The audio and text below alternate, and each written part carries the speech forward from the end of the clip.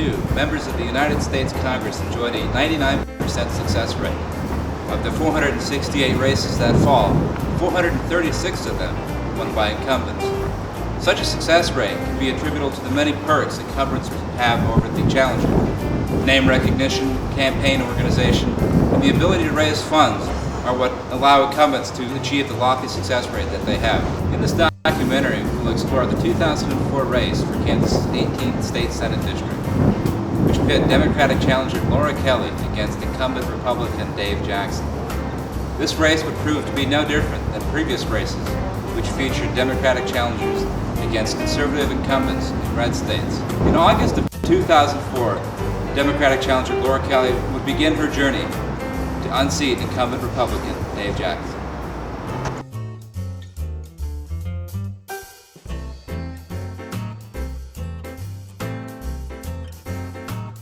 The 18th Senate District is comprised mostly of residents of Shawnee County.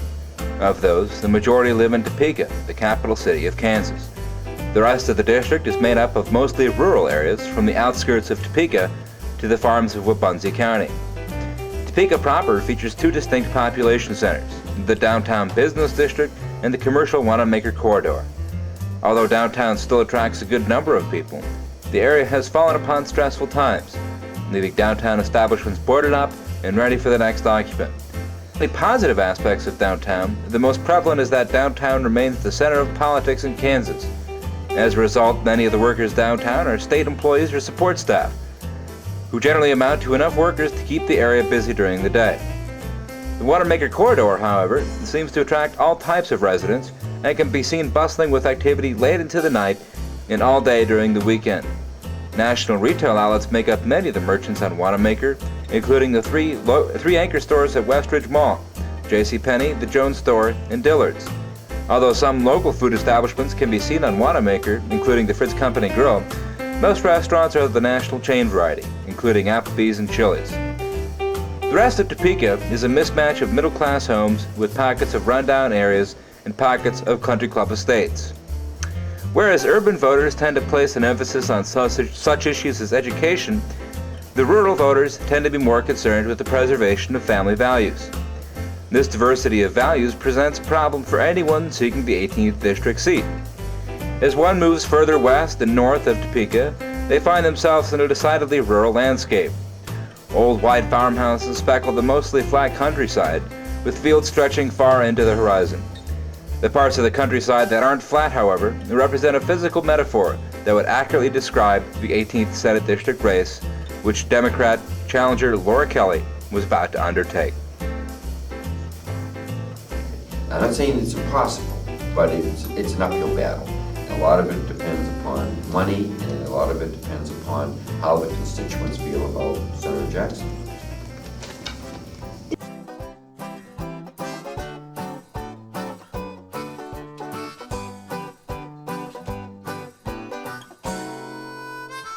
Kelly has called Topeka home since 1986.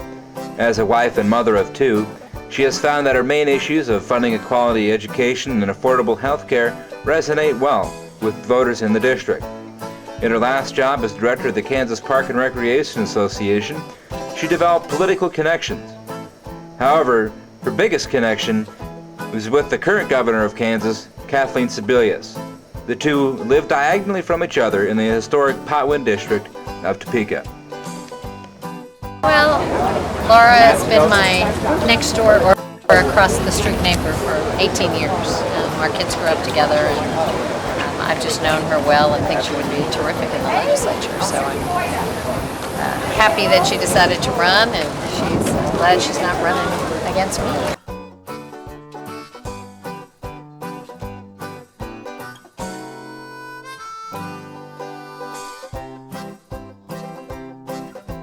So I consider Kansas, Topeka, the 18th Senate District, my home. My kids have been raised here, and we've really established the deepest roots I've ever had. You know, when I moved to Topeka, I got involved in other people's campaigns. Probably just because I lived here and it's hard to avoid it in this neighborhood. Every other house there's somebody running for office, it seems like. But so I, just as a neighbor, I got involved, and then clearly being working in the Capitol as an advocate, I spent a lot of time in the legislature and just starts to seep in after a while. But it was not a from birth ambition here. I'm really running because I feel like I have something to offer, and I feel like I can make a difference in the state of Kansas, and particularly in this particular Senate district. I believe strongly in the power of government to work with people, to work with the private sector, to make things different and better for people.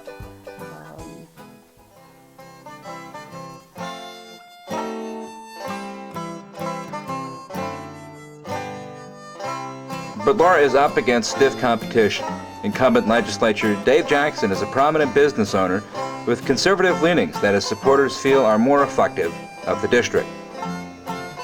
First of all, I base them on what I've heard from our constituents, whether or not they have an opinion one way or the other. I try to, email has become just incredibly important now in contacting legislators. We have literally received hundreds of emails a day from people interested in one thing or another. So that's the biggest factor. Of course, the second factor would be then overall, is it good for Kansas? As best as I can determine. Kansas, specifically.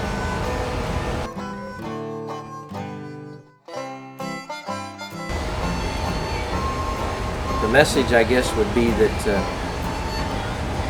we want to continue doing the right thing for the ordinary people of Kansas, not that just because you have a lot of money or you're a doctor's wife doesn't mean that you necessarily have the best thoughts of Kansas at heart. You tend to have more of your own liberal agenda.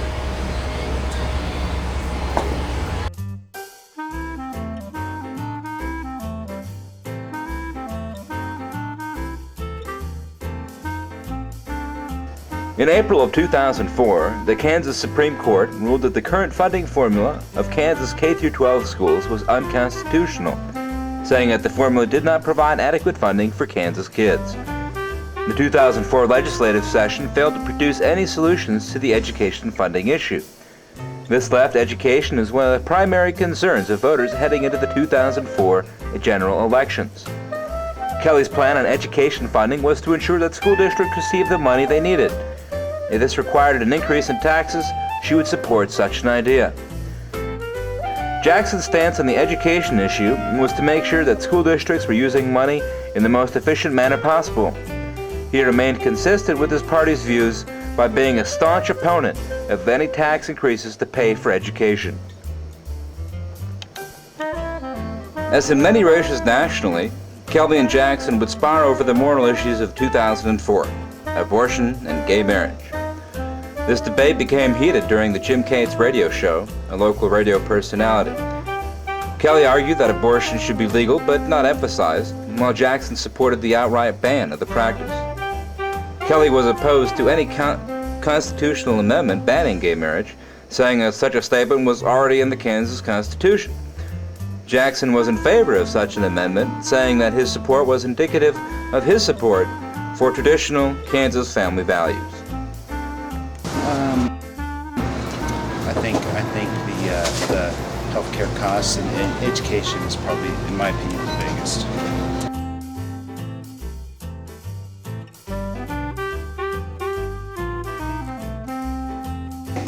Does Laura Kelly have a good shot at winning?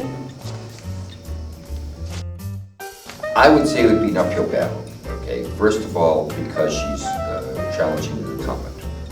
I'm not saying it's impossible, but it's an uphill battle. And a lot of it depends upon money, and a lot of it depends upon how the constituents feel about Senator Jackson. The only thing I know about Laura Kelly was she used to be a lobbyist, and quite honestly that kind of raises some red flags. I know Dave Jackson's a business owner.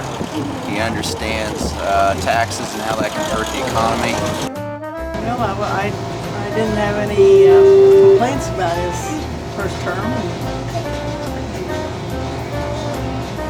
He deserved it, but Disappointed in Jackson because I think I'm disappointed in the whole legislature because I think they left without approving an education bill. And I was always taught that you don't leave a job until the work is finished, and in my opinion, they left. And I'm maybe thinking that maybe Kelly might be better because she hasn't had a chance. Let's give somebody else an opportunity, because maybe she won't leave like everybody else did. So.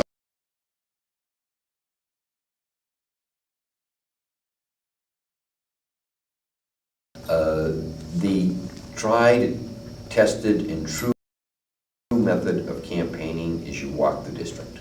You go out, you meet people, you shake hands, you talk to them, you try to persuade them.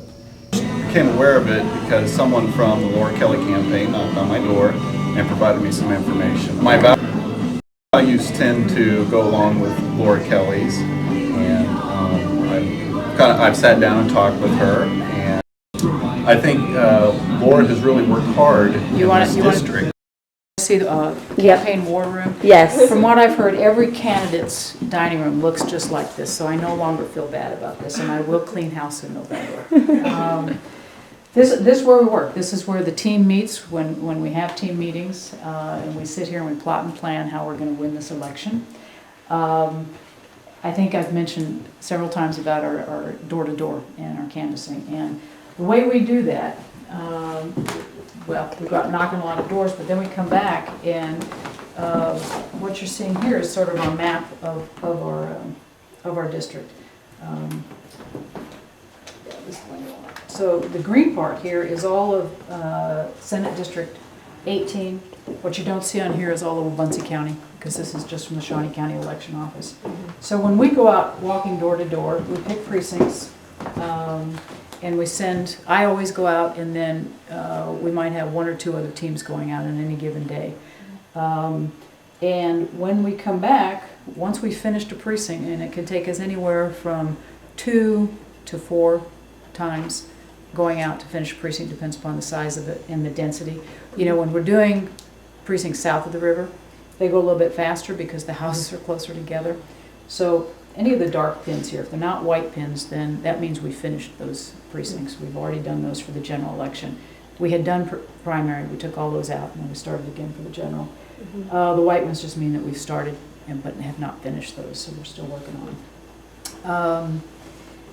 And I don't know what else I can tell you about that map. So my goal, obviously, is to fill up the whole map before the end of this time, and we're getting pretty close, actually. What else do you want to know? This is where we used to eat sometimes. We have our campaign shirts, which I'm sure everybody's sick of seeing, and I am certainly getting a little tired of wearing. But when our volunteers come, we send our teams out like this, and I think it's good to put them in a uniform, because when you go knocking on people's doors, they're a little leery these days of opening their doors, and I think they look through, they see this, and they figure, well, harmless, and they're much more willing to open doors, I think, to us. So how long have you been volunteering for Laura Kelly? About 3 months, 2 or 3 months, right after the primary. Gotcha. Yeah. What about her appeals to you as a candidate? I think Laura's very sensible, and I think she'll make the right decisions. I've known her for some time, so I think she'd make a really, really great senator. So I just know that Laura works really hard too. I feel like it's a good tie. Number one, it ties back to the fact that maybe people realize we have a greenhouse. Number two, it's something that people all seem to like. Everybody seems to like flower seeds.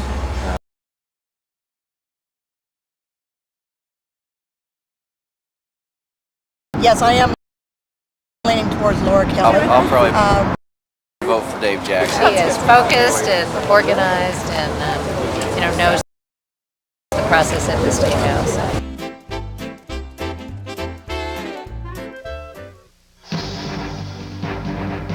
This is 27 News special election coverage, Decision 2004. Well, at this point, it's very early. There are very few precincts reporting in right now, but what we do know is that she's 56% and her opponent is 46, or is it 44%. As preliminary numbers came into the two campaigns, Kelly's camp had reason to be positive, as she opened with the early lead. The Jackson camp remained positive as well, knowing that many of the rural precincts of the district were yet to be counted. State Senate District 18 between Dave Jackson and Laura Kelly. And those, I think we have some more up-to-date numbers. I think it's actually 6,000. It's David Jackson with 5,135 and Laura Kelly with 6,032. So okay, she's ahead on that one. State Senate District 19, we have Anthony Hensley over Bob Hanson, 8,901 to 4. As the evening played out, Kelly would build up her lead as urban precincts continued to report in. However, around 10 p.m., the race began to tighten, and Jackson supporters saw their window of opportunity remain open. Coming from the 18th District, up for State Senate were Democrat Laura Kelly and Republican incumbent David Jackson, and this one has been really close all night. 83% of the precincts reporting, and Laura Kelly has the lead right now, 13,764 to Dave Jackson's 12,851. Now, we heard from the Capitol Plaza Hotel that they were concerned about this, and rightfully so. Where do you think this is going to go? Does it look like Kelly's going to take this? Well, if I was David Jackson, I wouldn't give up yet, but I also would be very, very concerned. I would say that Laura Kelly is going to take this. She's a friend of Governor Sebelius. She ran a good campaign. She engaged David Jackson on the issues and in debates, and it looks like she connected with the voters. And Jackson is just a one-term senator. Right, and he barely won over Marge Petty in the last election. So it's a district that maybe trends Democrat, and he snuck in last time, and now Laura Kelly decided to take it back. Okay, and a lot of outside money brought into this campaign. How do you think that affected the race? Well, you know, there isn't a throw the bums attitude out there. We can see now that we're getting a lot of these elections. It looks like the Kelly-Jackson race really was based on those two candidates, whereas some of the other races, I think the anti-tax claim might have taken out a few incumbents like Bill Wagner for the State Board of Education. Okay, thanks a lot. The race for all eyes are on Wabaunsee County. The Jackson camp is called up here saying this county will determine his fate over his challenger, Kelly. Jackson's been up here to several parades, fall festivals, football games, handing out flowers and seeds and so forth. He's been a real presence up here, and it's pulled out for him because he's ahead 2,156 to Kelly's 1,282. So it looks like Wabaunsee County may be the county who has pulled it out for Mr. Jackson in the state Senate race in the 18th District. We will get back to you. That is an unofficial win here, but it looks like Jackson. Nate? All right, thanks, Betty Lou. What's your take on all this? Wow, that's going to be the closest race. That may be the race that keeps us up here into the night. But certainly, once again, a case of a challenger trying to unseat an incumbent. And as I've mentioned, that's not been happening tonight throughout much of Kansas, which is the incumbents seem to be winning both a lot of the local races and the statewide races for Congress as well, and Senate and other races. So it's tough to beat an incumbent, certainly, and Jackson pulls it out. That would be another example of that. But the opportunity was there for a lot of challengers to step up and take over. The opportunity was there, and we had a lot of good races. Claude Lee for district attorney is a good example. Now, there have been a couple upsets. It looks like Bill Wagner's in trouble in the State Board of Education, so that's one example. But the opportunities are there. The voters just don't seem to be in a mood of throw the bums out, and like 1994, for example, nationally. So if they're not in that mood, they're going to vote for the incumbents, even regardless of political party. Okay. With a slim lead and only the rural precincts yet to report, it was clear that the race would be decided by those who turned out their base more. Welcome back to our continuing coverage of Decision 2004. I'm Nate Hill. Most of the races have been decided and many have been close. Democrat Laura Kelly and Dave Jackson are neck and neck for State Senate District number 18. Let's take a look at the numbers. Kelly has 15,046 votes and Jackson with 15,007 votes. That is extremely close. Let's go to 27's Jiajia Shen. She's been following this district race. Jiajia, what do you have for us? Well, Nate, some of the latest numbers that came down out of about 30,100 votes, Dave Jackson is behind by 39 votes. So it may come down to provisional and overseas ballots. And I'm joined now by Senator Dave Jackson. How do you feel knowing that you're down by 39 votes and it it's still counting. It's not over yet. That's right. I guess it isn't over until it is over, I guess, and we'll have to see what the provisional ballot counting will emerge. So that looks like then we won't know for sure until Monday sometime. So after going through the evening, you saw that the numbers were awfully close. What was kind of going on in your mind? Well, of course, you always wonder what more you should have or could have done. The what-ifs go through your mind. But basically you just say, well, it's whatever happens is God's will, and we're not worried about it now. It's over, and we did the best we could. As the clock struck midnight on election night, the outcome of the race remained in doubt. The race was the closest in the state, with only a handful of voters separating the two candidates out of over 30,000 ballots cast.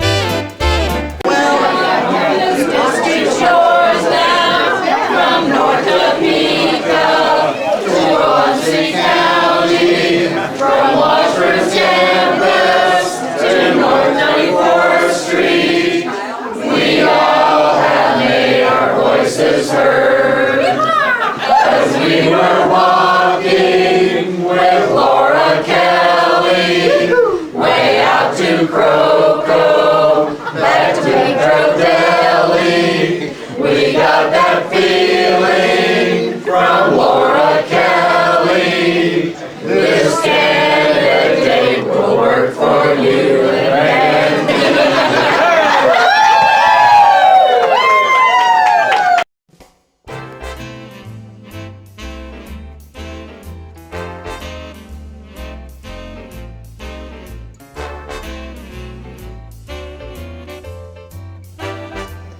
The following morning, the Secretary of State's office announced that the closest of the race qualified for an automatic recount of the ballots. While ballots cast at Topeka were quickly recounted the day after, Kelly and Jackson would have to wait for more than a week after the election for the ballots from Muncie County to be counted. When the final results were made official, Kelly had 15,388 votes to Jackson's 15,290 votes, giving Kelly the victory by a mere 98 votes.